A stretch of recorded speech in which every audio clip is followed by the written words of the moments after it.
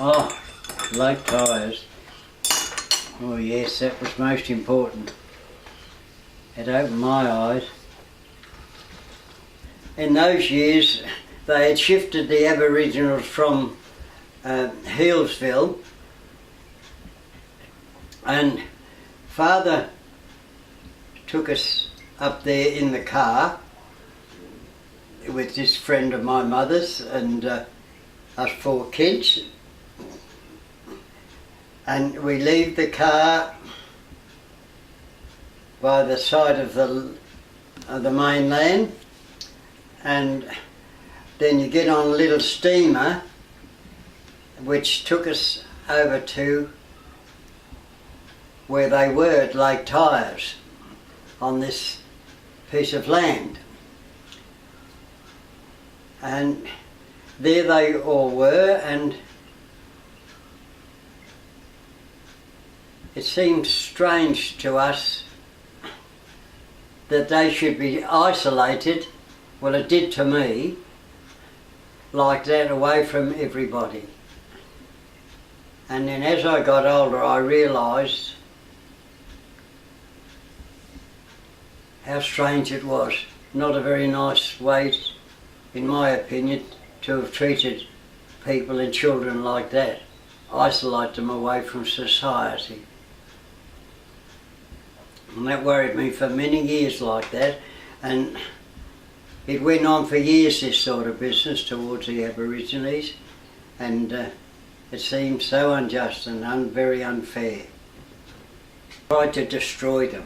That's all it amounts to. Do you think we did? Did Australians try? Did the English? They did in the early days. As soon as they saw them, they shoot them.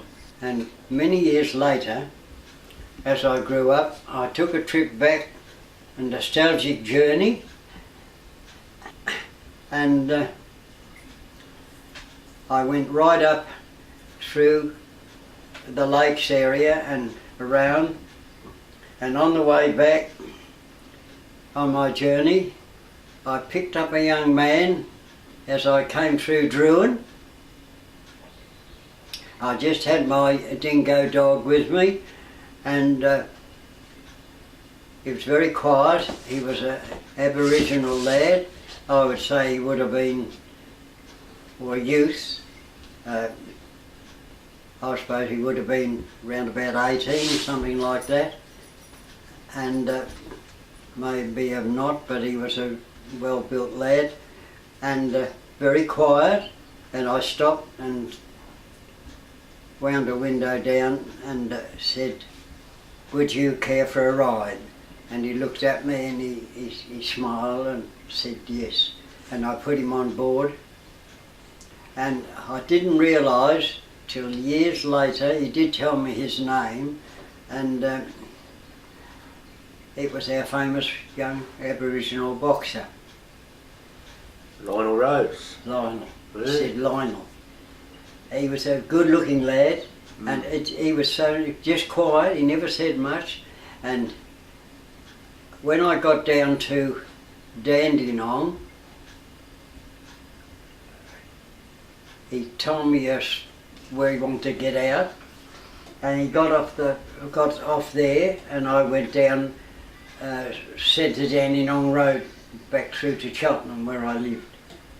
And I think, if I remember rightly, I think he used to go with a troupe. They used to have a boxing tent at carnivals.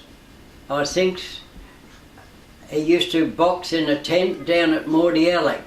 We used to have a similar place like St Kilda at Mordialloc, a carnival area with a merry-go-round and all those things on the foreshore where the pier is.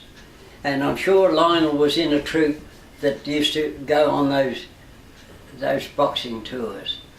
What a great man he was. He proved himself anyway. Regarding the big building with the sluts in the wall, and when I first saw it, I said to them, "What's the idea of this? See that house there? Yeah. People that built that come from Cumbria in Scotland.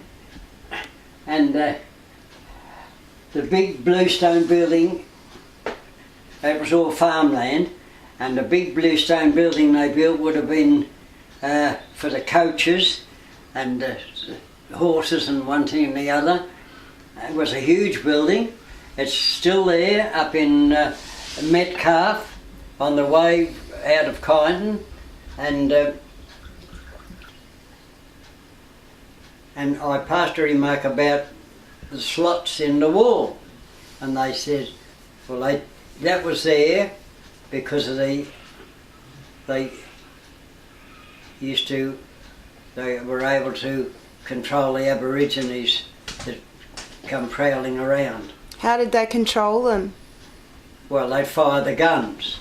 They'd shoot Whether them? they killed any, I can't prove it, but that's what the slots were put in the bluestone walls for.